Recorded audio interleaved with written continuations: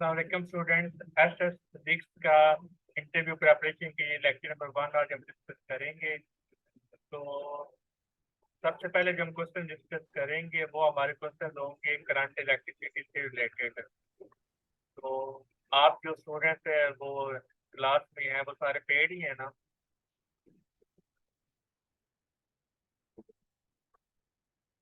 तो देखें, सबसे पहले बात यह है कि रिटर्न में तो आपने माशाल्लाह से अच्छे मार्क्स ले लिए और इंटरव्यू में आपने क्वालिफाई कर लिया। लेकिन अब मसला ये है कि अब आपका सबसे बड़ा इम्तहान अभी शुरू हुआ है, क्योंकि जब आपने रिटर्न की प्रेपरेशन कर रहे थे तो आपके पास काफी एडवांटेजेस मौजूद थे। आपका एक ऑप्शन आता था, उसके चार क्वेश्चन आता था, उसके चार ऑप्शन होते थे, तो उसको पढ़ के आपने उस पर टिक लगाना था। तो रिलेटिवली आसान होता है कि जब आपसे सवाल किया जाए और आपसे आपको चार ऑप्शन दिए जाए, तो अगर आपने मेहनत की होती है तो वो फिर आपका रिलेटिवली आसान होता है। वहाँ पर जैसे आपने पेंसिल का यूज करना होता है, मार्कर का यूज करना होता है, आपकी बॉडी लैंग्वेज वहाँ पर मैटर नहीं करती।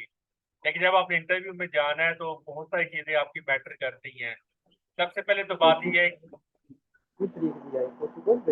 सबसे पहले तो बात यह है कि आपसे at the spot he question होंगे और आपने फौरन ही उनका आंसर करना है। आपको कोई ऑप्शंस वहां पर नहीं दिए जाएंगे। अब इतनी लंबी चौड़ी फिजिक्स है, अब बंदा क्या क्या याद करे, बंदा बड़ा कंफ्यूज हो जाता है। जब भी इंटरव्यू की प्रिपरेशन होती है तो सबसे पहले बात ही आती है कि हम शुरू कहाँ से करें। यहाँ पर देखते हैं तो बात क्वेश्चन से क्वेश्चन निकलते चले जाती हैं। बंदा सोचता है कि मैं किस किस को याद करूँ। आप अगर हम इंटरव्यू को जब वो एनालाइज करें तो वहाँ पर डेफिनेशन भी पूछी गई हैं। तो फिर बंदा कहता है कि मैं डेफिनेशन तो याद कर लूँ तो मेरा इंटरव्यू अच्छा हो जाएगा। तो देखिए, सबसे पहले लेक्चर शुरू करने से पहले आपको कुछ गाइडेंस देनी है कि इंटरव्यू में आपने करना क्या है। तो देखिए, इंटरव्यू में आपका नॉलेज चेक किया जाता है, आपका रट्टा चेक नहीं किया जाता, ठीक है। अगर आपसे कोई डेफिनेशन पूछी जाती है तो ये जरूरी नहीं है कि अगर आपको वो डेफिनेशन ना आए तो आप वहां पर परेशान हो जा बोलो कि जी मुझे ये डेफिनेशन ना नहीं आई तो मेरा जो है ना इंटरव्यू में वो मेरा इंटरव्यू बड़ा नाकाम हो गया, मेरा मार्क्स कम लगेंगे। ये बात नहीं होती, ठीक है। अब जो एग्जामिनर होता है, जो प्रोफेसर होते हैं, जाहिर है उनको पता होता है इतनी लंबी चौड़ी फिजिक्स है, अब बंदा किस किस को याद करे। तो उन्होंने क्या किया था, वो आपकी डिफरेंट एस्पेक्ट से आपको चेक करती हैं, आपकी बॉडी लैंग्वेज को चेक करती हैं, आपके अंदर कॉन्फिडेंस को चेक करती हैं। आप जब बात करती हैं, आप बातों का यूज किस तरह करती हैं, इशारे किस तरह करती हैं, अपनी बात को किस तरह आसानी से समझाती हैं। तो ये सारी चीजें वहां पर वो आपकी काउंट करती हैं।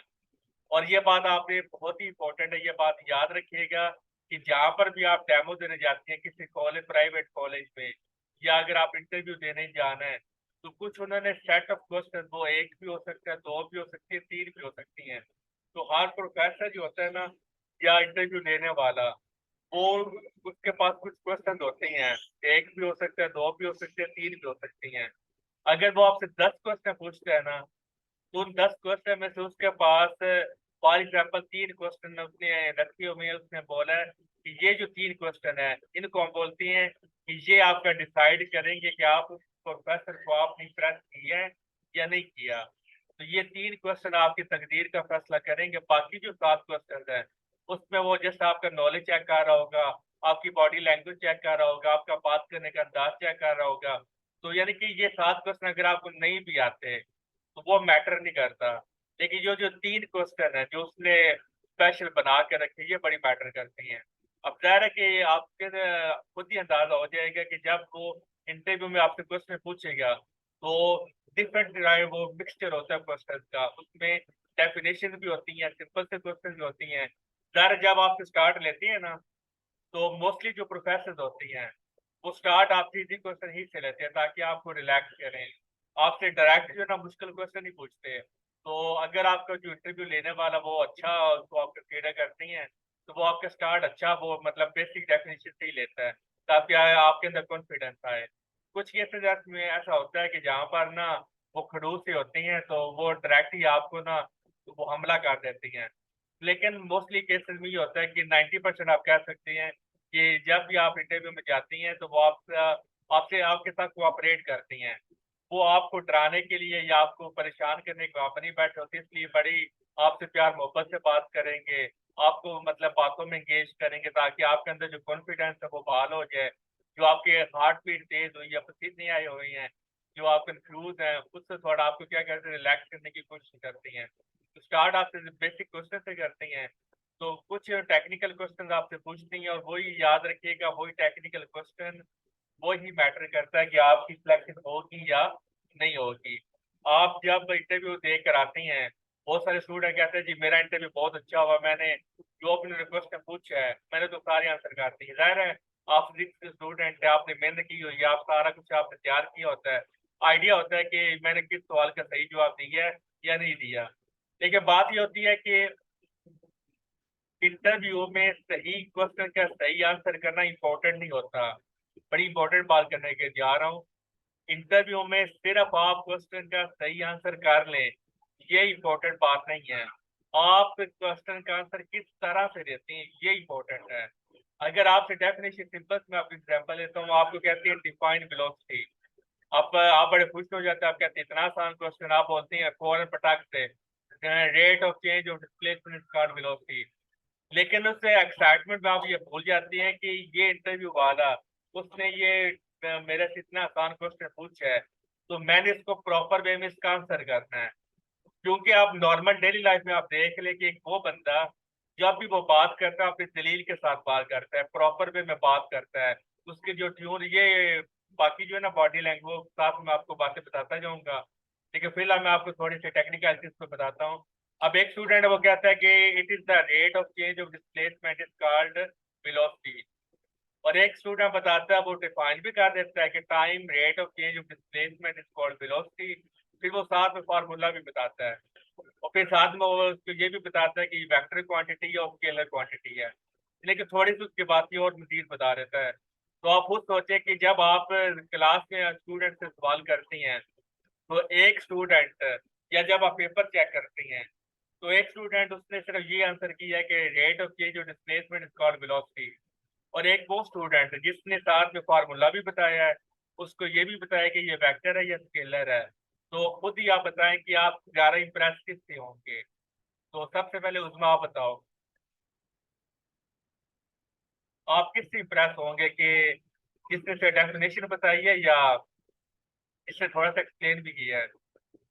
कोशिश ये करें कि इंटरव्यू का सेशन है तो यहाँ पर आप बोलना सीखें, टाइप करने वाला जो है ना वो आप उससे गुरेज करें, क्योंकि आप इंटरव्यू सेशन की जो आपने तैयारी करनी है, प्रेफरेंस कोई आपने सेशन ज्वाइन किया है, तो बोलना आपको आना चाहिए। बोलना हर एक को नहीं आता, ठीक है जी उस्मा। मतलब जिसने डेफिनेशन के साथ उसने फार्मूला भी बताया है। तो यही बात वो और देखें कि जिस चीज से आप इम्प्रेस होते हैं एज अ टीचर अपने स्टूडेंट से, उन्हीं चीजों से वहां पर आप स्टूडेंट बन जाते हैं और प्रोफेसर आपके टीचर होते हैं। तो जरा इंसान सबकी थिंकिंग सेम ही होती है, तो जब आप टीचर की तरह बिहेव करती हैं, तो आप स्टूडेंट से किस किस तरह से इम्प्रेस होती हैं। इसी तरह कि जब आप इंटरव्यू देना है, तो आपने किस तरह आंसर करना है ये मैटर करता है। ये कभी भी ना सोचिएगा कि मैंने जिस आंसर क्वेश्चन का सही आंसर दे दिया है तो मेरा जी बात पक्की होगी, नो, आपने क्वेश्चन को वेल एक्सप्लेन करना है। और ये भी बात याद रखिएगा कि आप ये ना हो कि आपने एक्सप्लेनेशन कर देते हुए आप उसको लंबी चौड़ी एक्सप्लेनेशन दे दें। अब अगर एक खुद ही डेली लाइफ में आप ये देख लें कि एक बंदा जो बात करता है, वो एक बात एक टॉपिक पे बात करते हैं वो बड़ी लंबी चौड़ी बात करना शुरू कर देता है। अब अगर लंबी चौड़ी बात करता है तो उससे भी हमें बोरियत महसूस होना शुरू हो जाती है। आप कहते हैं पता नहीं या बार बात आप बात कसम भी करते हैं, इतनी तो लंबी चौड़ी बात कर रहा है, तो ज्यादा लंबी बात भी आपने नहीं करनी। अगर आपने किसी क्वेश्चन को एक्सप्लेन भी करना है तो आपने 2 से 3 मिनट के अंदर आपने क्वेश्चन को खत्म करना है, या 1.5 से 2 मिनट, 2 से 2.5 मिनट, इस रेंज में आपने रहना है, इससे ज्यादा आपने नहीं जाना, ठीक है। ये ना हो कि आपसे एक क्वेश्चन पूछे और आप चुप ही नहीं हो रहे, 5-10 मिनट आप उस पर बोलते ही चले जा रही हैं, ये काम आपने नहीं करना। क्योंकि बड़ी लंबी बात, लंबी चौड़ी बात और बहुत छोटी बात, ये दोनों ही काम इंसान को पसंद नहीं होते। इस्लाम मियाना रवि का दीन है, तो जब इस्लाम मियाना रवि का दीन, इसका मतलब अल्लाह ताला को मियाना रवि पसंद है। तो इन अल्लाह ताला ने इंसान की नेचर में मियाना रवि डाल दी है। हम कोई भी काम अगर करती हैं, अगर वो जब जरूरत से ज्यादा कर दे तब भी हमें डांट पड़ती है, अगर जरूरत से कम करें तब भी डांट पड़ती है। अगर किसी को आपने इम्प्रेस करना है तो वो आप उसको तभी इम्प्रेस कर सकते हैं जब आप टू द पॉइंट उसका काम करें, ना ज्यादा करें ना थोड़ा करें। तो इसी तरह आपने जब आंसर करनी है तो आपने क्या करना है, टू द पॉइंट आपने बात करनी है, टेक्निकल वर्ड्स का लाजमी यूज करना है। सिक्स आप जाहिर है कि आप मास्टर्स हैं या एमफिल हैं, तो टेक्निकलिटीज पे आपने बात करनी है, आपने जो वर्ड यूज करनी है पता लगे कि जी जी मास्टर या ग्रेजुएट वाला ये बंदा ये वर्ड यूज कर रहा है, ठीक है। बहुत सारे ऐसे क्वेश्चन होते हैं जहाँ पर हमें ये टेक्निकल वर्ड आपने इसको यूज करना होता है। तो अभी तक हमने ये सीखा है कि आपसे जब से आपसे इजी क्वेश्चन पूछे जाते हैं तो उसका मतलब ये नहीं होता कि जी आपसे इजी क्वेश्चन पूछे और आपने फटाक से डेफिनेशन सुना दी तो आप बोले जी मेरा ये क्वेश्चन ठीक हो गया। आपसे जब इजी क्वेश्चन पूछा जाता है तो वो आपका वे ऑफ टीचिंग आपको वो जज करना चाहते हैं, आपकी मेमोरी भी चेक करना चाहते हैं कि आपकी मेमोरी कितनी है और आप जो एक सिंपल से क्वेश्चन का आप किस तरह आंसर करती हैं। तो अभी तक जो बातें बताई हैं, अगर आपने कोई मजीद बात पूछनी है तो पूछ लें, ये बातें साथ साथ चलती रहेंगी इंशाल्लाह ताला। तो फिर आज के लेक्चर हम स्टार्ट करते हैं। किसी ने कोई बात पूछनी है तो पूछ ले, नहीं तो फिर आज के हम टॉपिक स्टार्ट करते हैं।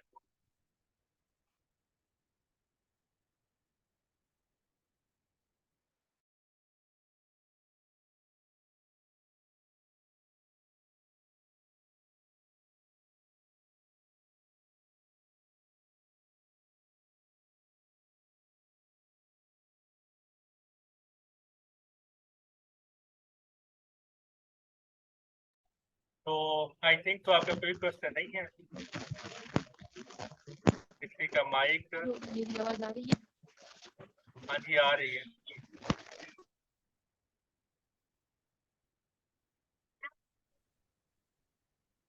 जी ज़रा आपने कुछ पूछना है?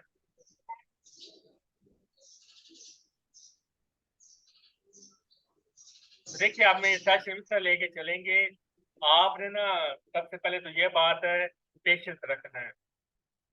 अब अगर आप ये बोले कि मैं जिस पीटे मार मूर की आपका ना वो सिलेबस खत्म करवा दूं तो इंटरव्यू का कुछ सिलेबस नहीं होता, ठीक है।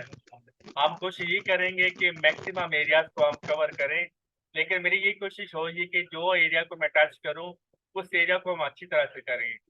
ये नहीं करना कि आप ये बात भागम भाग में आप वो बोलो कि जी मैं ना आपको बस तेज तेज आपको सारे एरियाज आपको कवर करवाता जाऊं। तो जाहिर है कि जब आप तेजी से काम करते हैं तो फिर आपसे बहुत सारी चीजें मिस भी हो जाती हैं। तो हमने बड़े आराम सुकून से चलना है। हमारा सर मेन फोकस हमारा कंसेप्ट होगा, क्योंकि यहाँ पर आप कंसेप्ट सीखने के लिए आए हैं और कुछ करने के लिए आप यहाँ पर नहीं आए। सिलेबस के पीछे आप कभी भी ना भागिएगा, क्योंकि फिजिक्स का सिलेबस कभी भी खत्म नहीं होगा ना। जो आपके कहते हैं कि जी मैं आपको सिलेबस खत्म करके दूंगा, तो जाहिर है कि वो आपसे ज्यादती करता है। अब ज़रा मैं आपके इंस्ट्रक्टर हूँ, मुझे आपसे ज़्यादा इन चीज़ों का पता है कि कंसेप्ट बहुत ज़रा मैटर करता है, सिलेबस मैटर नहीं करता। पंजाबी में हमारे यहाँ मुहावरा होता है कि थोड़ा काम कर लें और अच्छा करें। तो इसलिए आपने कंसेप्ट पे फोकस करना है और किसी चीज़ पे फोकस आपने नहीं करना। दूसरी बात ये है कि जो हम क्वेश्चन डिस्कस करेंगे इससे रिलेटेड है, ज़ाहिर है कि क्वेश्चन से क्वेश्चन आगे निकलती चले जाती हैं। तो वो अब मेथड क्या होगा कि आज हमने 11 क्वेश्चन का हमारा टारगेट है, तो आज हमें ये 11 क्वेश्चन हमें डिस्कस करनी है। इन क्वेश्चन के अंदर जो क्वेश्चन होंगे अभी कुछ आप अभी पूछ लेंगे, कुछ आपके माइंड में नहीं आएंगे, तो वो फिर आपने क्या करना है, उसकी पीडीएफ वो जो भी आपके क्वेश्चन होंगे और जो बाकी भी रह जाएंगे, मतलब ये इस तरह कर लें कि जो पूरी पीडीएफ फाइल मैंने आपको क्वेश्चन की भेजी है ना, ये आपने पढ़नी है। क्वेश्चन के अंदर से क्वेश्चन निकालना है, ठीक है। कि अगर ये क्वेश्चन है तो इसको आप वो आंसर करें, इसके अंदर से क्वेश्चन निकालें। तो वो जो भी आपके क्वेश्चन बने तो वो आपने क्या करना है, पीडीएफ फाइल उसकी बना के क्वेश्चन की वो रात के 12 बजे तक से पहले पहले, ठीक है ना टाइम, यानी कि रात 12 बजे तक 12 AM तक, क्योंकि अभी 11 बज गए हैं। तो अभी सर आपके पास टाइम सिर्फ पढ़ने की होना चाहिए, सारा कुछ आप भूल जाए दुनिया की याद है। इस टाइम तक आपने क्या करना है, अपने क्वेश्चन आपने मुझे पीडीएफ फाइल में सेंड करने हैं। तो फिर अगर आपने क्वेश्चन भेज दिए तो कल आप उन क्वेश्चन को डिस्कस करेंगे। तो अगर कोई स्टूडेंट नहीं भेजता तो फिर हम आगे स्टडी करेंगे, ठीक है। समझ लगी इस बात की कि ये जो आपको पीडीएफ फाइल में की इसमें 22 क्वेश्चन हैं, तो इन 22 क्वेश्चन के अंदर से आपको क्वेश्चन निकालने हैं जो भी आपको चीज समझ में नहीं आती क्योंकि आप ब्रॉडर वे में स्टडी कर रही हैं। तो वो क्वेश्चन आपने उसकी पीडीएफ फाइल बना के ग्रुप में, वो मैं मैम से बोलूंगा कि डिस्कशन ग्रुप बना दे आपका, तो वो आपने क्या करनी है उसको सेंड कर देनी है रात 12 बजे से पहले पहले। तो ज़रा आपके लेक्चर्स को फिर थोड़ा स्टडी भी करना होता है क्वेश्चन को, तो वो जिस अगर आपने कर दी है तो कल हम वो क्वेश्चन डिस्कस करेंगे, अदरवाइज फिर हम फर्दर स्टडी करेंगे। ठीक है, बात समझ आ गई?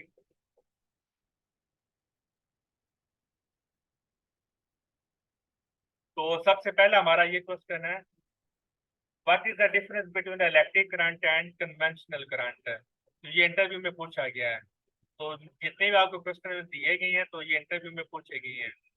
तो मैंने आपको ना पीडीएफ फाइल में ये सोल्यूशन आपको मैंने इसका बनाया। सबसे पहला सवाल था इलेक्ट्रिक करंट और कन्वेंशनल करंट में क्या फर्क है, तो उसकी डेफिनेशन देख लेते हैं। Electric current refers to the flow of electric charge through a conductor. Electric current की डेफिनेशन भी आपको आनी चाहिए, और ये भी याद रखिए कि डेफिनेशन आपने थोड़ी सी एडवांस लेवल की याद करें, बहुत ही छोटे लेवल की आपने डेफिनेशन याद आपने नहीं करनी। It is measured in ampere, it is defined at the rate of flow of electric charge. Electric current can either be direct current. अब यहाँ से क्वेश्चन बनता है कि करंट जो है वो हमारी स्केलर है या टेंसर क्वांटिटी है या वेक्टर क्वांटिटी है। तो बताइए आप सारे, आकिब, उस्मा, जैद और बी एस, करंट हमारी वेक्टर है या स्केलर है या टेंसर है?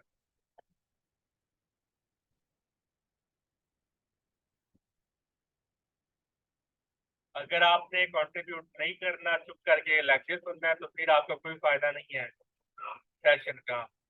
मेरी आदत नहीं है कि मैं चुप करके बैठा रहूं, टाइप करने वाला काम ना करें आकिब, क्योंकि आप इंटरव्यू प्रेपरेशन की वो सेशन में आप ऐड हैं, तो यहाँ पे आपने बोलना है, तो टाइप वाला काम ना करें। अब जाहिर है कि आपके ये 1-2 मंथ आपकी तो आपका फ्यूचर डिसाइड करेंगे, तो इसलिए आप बोलें। साइड पे बंदा एक सेपरेट रूम में बैठ जाता है, तो जो मेन हमारा मकसद है हमें उसको पूरा करना है। उस्मान जैद फोन करें, टाइप आपने नहीं करना, आपने बोलना है।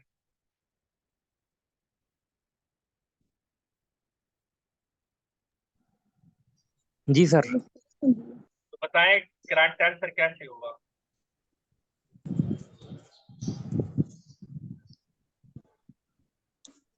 सर आई थिंक ये टेंसर है लेकिन रैंक 0 है, तो इस वजह से हम इसको स्केलर कहते हैं। अभी आपने बोला कि करंट आंसर क्वांटिटी है। यस सर, टेंसर भी दो टाइप है, इसमें एक स्केलर है एक वेक्टर है। इस ये रैंक पे डिपेंड करता है। किस पर डिपेंड करता है? रैंक पे, कहीं का रैंक क्या है, रैंक 0 है, रैंक 1 है। तो और अगर रैंक 2 हो जाए तो सर तो फिर अदर क्वांटिटी बन जाएगी, कौन लेकिन सी हमारे पास बेसिक ये 2 है, स्केलर है वेक्टर है। फिर वो कौन सी क्वांटिटी बन जाएगी अगर रैंक 2 है तो? सर इस तरह इन्फॉर्मेशन तो नहीं है, लेकिन हम स्केलर कह सकते हैं इस करंट को, क्योंकि ये वेक्टर्स लॉस वो भी नहीं करते हैं इसलिए।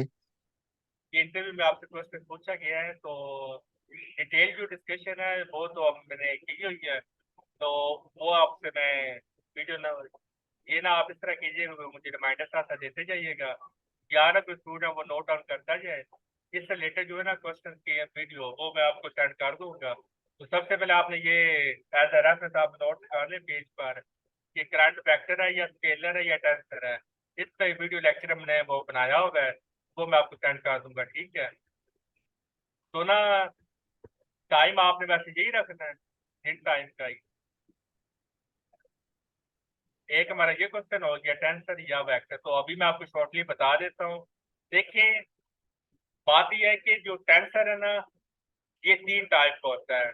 अगर हम सिंपल लेवल पे बात करें, एक हमारा स्केलर होता है, वेक्टर और मैट्रिसेस। तो ये तीनों टेंसर ही की टाइप है। तो जब हम बोलते हैं कि जी ये हमारा जो करंट है वो टेंसर है, क्योंकि अगर आपने प्रोफेसर से या टीचर से ये बात सुनी होगी कि current is a tensor quantity. अगर आप सिर्फ ये बोलेंगे कि करंट इज अ टेंसर, तो ये बात आपकी अधूरी बात है, अनकम्प्लीट बात है। अगर आपने वो बताना तो आप ये बोलेंगे current is a tensor of zero rank. ठीक है, साथ में आप रैंक मेंशन करेंगे। तो जो जिनका रैंक जीरो होता है उन टेंसर को हम स्केलर्स का नाम देते हैं। मैं दोबारा रिपीट करता हूँ, वो टेंसर, क्योंकि सारी जो फिजिकल क्वांटिटीज होती हैं वो टेंसर ही होती हैं। टेंसर क्या एक मैथमेटिकल टूल है जिसको हम वो फिजिकल क्वांटिटीज को स्टडी करने के लिए हम इस्तेमाल करते हैं। तो अगर आप मैथ के स्टूडेंट हैं तो मैथ में तो ज़ाहिर है ये आपको आप पढ़ेंगे कि टेंसर की तीन टाइप्स हैं, स्केलर्स, वेक्टर्स और मैट्रिसेस। लेकिन जब आप फिजिक्स के स्टूडेंट हैं तो देखिए फिजिक्स में नॉर्मली हम जब टेंसर की बात करते हैं ना, तो हम रैंक जीरो या रैंक वन जब आता है, तो जब रैंक जीरो होता है तो उनको उन टेंसर को हम नाम देते हैं स्केलर्स का। लेकिन हम वर्ड टेंसर मेंशन नहीं करते, हम टेंसर की बात ही नहीं करते जब तक हमारे ये वो जीरो रैंक आता है या रैंक वन आता है। तो जीरो रैंक को हमने स्केलर्स का नाम दे दिया और रैंक वन को हमने वेक्टर्स का नाम दे दिया। तो यहाँ पर एक ही जो फिजिक्स है, फिजिस्ट है, वो यहाँ पर टेंसर की बात नहीं करता। लेकिन टेक्निकली अगर हम बात करें तो स्केलर भी टेंसर होती हैं, वेक्टर भी टेंसर होती हैं, मैट्रिसेस भी टेंसर होती है। सारी क्वांटिटी जो आप पढ़ती है ना, ये सारी की सारी टेंसर ही हैं। लेकिन अगर वो फिजिकल क्वांटिटीज जिनका वो रैंक जीरो है, उन टेंसर को आप क्या नाम देंगे? स्केलर्स का नाम देंगे। और वो फिजिकल क्वांटिटीज जिनका रैंक वन है, उन टेंसर को आप क्या नाम देंगे? उनको आप वेक्टर का नाम देंगे। और जिनका रैंक टू है तो उनको आप क्या नाम देंगे? मैट्रिसेस का नाम देंगे। सिक्स में रैंक टू तक ही हम किए हैं, तो लेकिन इससे फर्दर रैंक भी पॉसिबल है। तो या तो जब थोड़ा सा कंफ्यूजन इसलिए होती है क्योंकि फिजिक्स में जब हम रैंक टू पे आते हैं ना, तब हम टेंसर का नाम लेते हैं। हालांकि हमें वो टेक्निकली तो रैंक जीरो पर भी टेंसर का नाम लेना चाहिए, रैंक वन पर भी टेंसर का नाम लेना चाहिए। लेकिन एक ट्रेडिशन चली हुई है कि जब रैंक जीरो होता है या रैंक वन होता है तब हम टेंसर का जिक्र नहीं करते, यानी कि स्केलर या वेक्टर्स के लिए हम टेंसर का जिक्र नाम ही नहीं लेते। लेकिन जब हम रैंक टू पर जाती हैं तो तब हम बोलते हैं कि ये टेंसर है। तो वो भी बात आपकी गलत होती है, क्योंकि जब आप बोलते हैं ना रैंक टू वाली क्वांटिटी टेंसर है, तो वो भी बात आपकी गलत है। क्योंकि जो रैंक टू वाली जो क्वांटिटीज है वो तो दैर ऑलरेडी टेंसर नहीं है, ठीक है। लेकिन वो कौन से टेंसर है? वो हमारे मैट्रिसेस टेंसर हैं, MATRICS। तो अगर आप सिंपल ये बोलें कि जैसे मोमेंट ऑफ इनर्शिया है, आप बोले कि ये टेंसर क्वांटिटी है, तो साथ में आप ये भी मेंशन करें कि ये रैंक टू वाला टेंसर है। समझ आई बात की?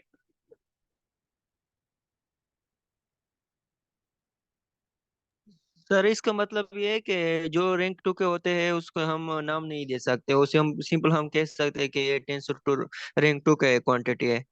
हाँ जी। वही बात अगर जो फिजिक्स वाला ना एक ट्रेडिशन चली है, रवायत है कि जब हम रैंक टू पर आते हैं ना फिर हम कहते हैं ये क्वांटिटी टेंसर है।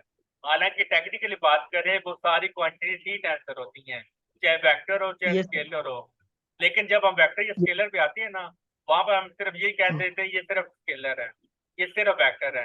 हालांकि टेक्निकली वो भी टेंसर है। तो इसलिए जब भी आप इंटरव्यू में अगर आपसे पूछा जाता है तो आप रैंक लाजमी मेंशन करें। आप बोले कि अगर आपसे पूछा जाए कि करंट वेक्टर है या स्केलर है, तो आप बोले कि current is a scalar quantity वो बिकॉज मैं इट रख इज दूँ। Because it's rank of tensor is zero. क्योंकि जीरो रैंक टेंसर, जिसकी जो जीरो रैंक टेंसर होती हैं वो हमारे स्केलर्स होती हैं। तो करंट हमारी टेंसर क्वांटिटी है, लेकिन कौन सी? जीरो रैंक वाली। और जीरो रैंक वो क्वांटिटी कौन सी होती है? हमारी स्केलर होती हैं। तो अगर आप समराइज करें तो करंट हमारी स्केलर है। और अगर हम इन टर्म्स ऑफ टेंसर बात करें तो हम बोलेंगे current is a tensor of zero rank. Clear है? सर वो रैंक टू वाली बात हमें समझ नहीं आई। और क्या क्वांटिटी होती है, कौन सी क्वांटिटी होती है? ये वाली मैट्रिसेस। और अच्छा सर, वो उसको हम मैट्रिसेस कहते हैं रैंक टू वाली क्वांटिटी हाँ को। जी, जब आप बोलेंगे अच्छा अच्छा आपके सर। बोलेंगे कि मोमेंट ऑफ इनर्शिया वो रैंक 2 उसका होता है, आप बोलेंगे moment of inertia is a rank 2 tensor, तो आपसे अगर फर्दर वो आपसे पूछती हैं कि ये कौन से बड़ा टेंसर, तो आप बोलेंगे these quantities are called matrices, क्योंकि मैट्रिसेस जो होती है इनका रैंक 2 होता है। सिक्स में रैंक 2 तक अच्छा ही हम किए हैं। आगे जब अच्छा आप अच्छा सर मैं। रैंक 3 पे जा, रैंक 3 4 वो भी आगे सारी हैं, लेकिन वो बहुत ही ज्यादा एडवांस लेवल हो जाता है। लेकिन सिंपलिसिटी पे हमको रैंक 2 तक ही चाहिए, अगर आप रैंक आगे फर्दर जाए वो बहुत ज्यादा एडवांस लेवल पे चले जाती हैं। तो वहां पर वो जाहिर है कि या तो जो है ना क्वांटम का जो बहुत ही एडवांस लेवल है वहां पर आप इनको यूज कर सकती हैं रैंक 3 इससे फर्दर। लेकिन जो हम एक सिंपल हमारी है वहां पर रैंक 2 तक ही जाती है, ठीक है। अच्छा सर। बाकियों को भी क्लियर है। मजीद जो है ना आपको ये रिकॉर्डेड लेक्चर आपको सेंड कर दूंगा, ताकि आपकी जो मजीद जो क्लैरिटी है वो हो जाए, ठीक है। तो सबसे पहले आपसे डिफरेंस डिफरेंस पूछा जाएगा इलेक्ट्रिक करंट और कन्वेंशनल करंट का। आप इस दोनों की डेफिनेशन बतानी है, थोड़ी सी डिटेल भी बता दी थी कि इलेक्ट्रिक करंट ये डायरेक्ट करंट भी हो सकता है और एसी करंट भी हो सकता है। और कन्वेंशनल करंट क्या होता है, ये अच्छी डेफिनेशन है। On other is the historical convention, conventional current is a historical convention used to describe a direction of flow of positive charge in a circuit। तो ये एक अच्छी डेफिनेशन, ये आप इसको याद कर लीजिएगा।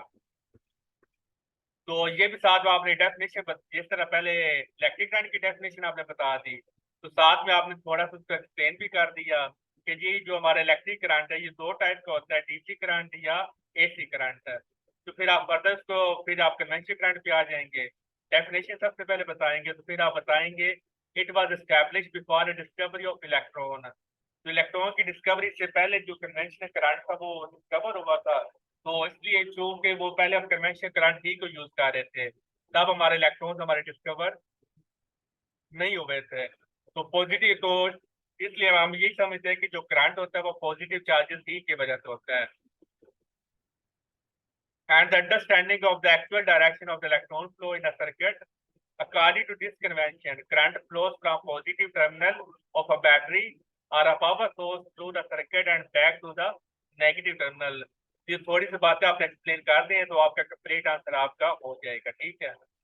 अब यहाँ पे डिपेंड करता है कि आपने कौन से वर्ड आपने चूज करने हैं, तो यही आप पे वो सारे आपका डिसाइड करेगा कि आपका माइंड इन वर्ड को किस तरह यूज करके वो एक होता है ना वो पूरा एक गुलदस्ता बनाना, तो अल्फाज का चुनाव करके आपने गुलदस्ता किस तरह बनाना है, अब ये आप पे डिपेंड करता है। मैं जैसे आपकी एक ओवर भी आपको हेल्प कर रहा हूँ कि आप इस तरह आपने ये वर्ड आपने यूज करनी है, बाकी गुलदस्ता आपने खुद बनाना है। In reality the flow of electric charge is actually the movement of, और फिर एंड में आप ये समराइज भी करेंगे।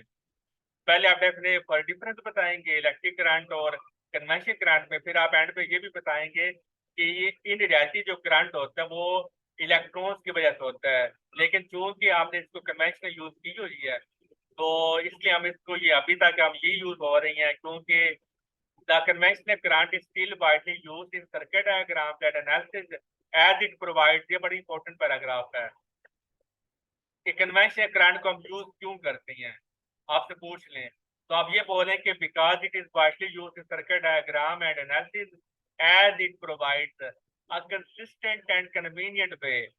ये टेक्निकल वर्ड आप आगे यूज करेंगे तो अच्छे वर्ड है कि आप बोलेंगे ये जो कन्वेंशनल करंट है जब इन रियलिटी करंट इलेक्ट्रॉन्स के फ्लो की वजह से होता है, तो फिर हम क्यों कन्वेंशनल करंट को यूज करते हैं, उस क्यों का जवाब ये है as conventional current provides a consistent and convenient way to describe the flow of current in the circuit। तो जरा जब ये हमें consistent और convenient दो ये बड़ा इंपॉर्टेंट वर्ड है। कंसिस्टेंट का मतलब है कि जिस तरह की इलेक्ट्रॉन्स की इलेक्ट्रॉनिक करंट की जो प्रॉपर्टीज है सारी की सारी प्रॉपर्टीज है वो हमें कन्वेंशनल करंट पे भी मिलेंगी, और ये आसान भी है को डिस्क्राइब करने के लिए, क्योंकि पहले हमारा डिस्कवर हो चुका था पॉजिटिव चार्ज प्रोटॉन डिस्कवर हुए थे, तो इस वजह से फिर हमने ये कहा कि जो करंट है वो पॉजिटिव चार्जेस की वजह से होता है, तो हमारी जो फिजिक्स है उसके अकॉर्डिंग चलना शुरू हो गई। तो बाद में जब इलेक्ट्रॉन डिस्कवर हुए तो जब एक हमें पता भी चल गया कि इलेक्ट्रॉन्स की वजह से हमारा वो इलेक्ट्रॉन फ्लो करता है, तो वो करंट फ्लो करता है, तो फिर बंदा ये सोचता है कि हम आप इसको चेंज करते हैं। लेकिन बात ये होती है कि किसी भी चीज को एक जो ट्रेडिशन चल पड़ती है, जो आप एक थ्योरी बना देते हैं, आप एक लाइन पे लगा देते हैं लोगों को, उससे हटाना थोड़ा सा ना मुश्किल हो जाता है। तो जब आपने लोगों को कन्वेंशनल करंट पे लगा दिया तो साइंटिस्ट उसको यूज करके अपनी स्टडी को आगे चला रहे थे। तो फिर चेंज करना बड़ी कोई आसान बात नहीं होती कि आप बोलो कि दफा हमारा अब हमें इलेक्ट्रॉन्स मिले गए हैं तो सारा के सारा चेंज कर दो, ये इतना आसान काम नहीं होता, क्योंकि फिर आपको सारा जो लिटरेचर होता है, सारा जो रिसर्च वर्क होता है, वो आपको बदलना पड़ता है। तो इस वजह से फिर आप क्या करते हैं, आप ये कोशिश करते हैं कि जो हमारा काम जो जिससे चल रहा है, तो अगर इसके चलने से कोई नुकसान नहीं होता, तो जो चीज नई डिस्कवरी हुई है ये बिल्कुल एग्जैक्टली उसके साथ मैच करता है, यानी कि बिल्कुल कंसिस्टेंट है और कन्वीनियंट भी है। यानी कि जो मेथड हम यूज कर रहे हैं वो आसान भी है। ये ना हो कि आप जो मेथड पहले यूज कर रहे थे तो वो बड़ा मुश्किल मेथड था, तो न्यू मेथड जब आसान हो जाए, डिस्कवर हो जाए, अगर तो न्यू मेथड आसान है यूज करने के लिए, तो फिर आप कहते हैं कि हम इस मुश्किल मेथड से आप वो जान छुड़ाते हैं, तो अब हम इसको चेंज करेंगे, ठीक है। तो तब आप चेंज करने का फैसला करते हैं, यानी कि डिफरेंट एक्सपर्ट को देखकर तब आप डिसाइड करते हैं कि नहीं, अब हमने जो पहले जिस काम के साथ जिस क्वांटिटी को लेके चल रहे थे, अब इस क्वांटिटी को लेके चलना हमारे लिए मुमकिन नहीं रहा, पॉसिबल नहीं रहा, क्योंकि अब जो नई डिस्कवरी हो चुकी है इसके बाद अब जो पुरानी जो डिस्कवरी है या पुरानी हमारी जो नॉलेज है वो साथ साथ नहीं चल सकते, तो तब आप चेंज करती हैं। लेकिन सिंपल वे में अगर आप बात करें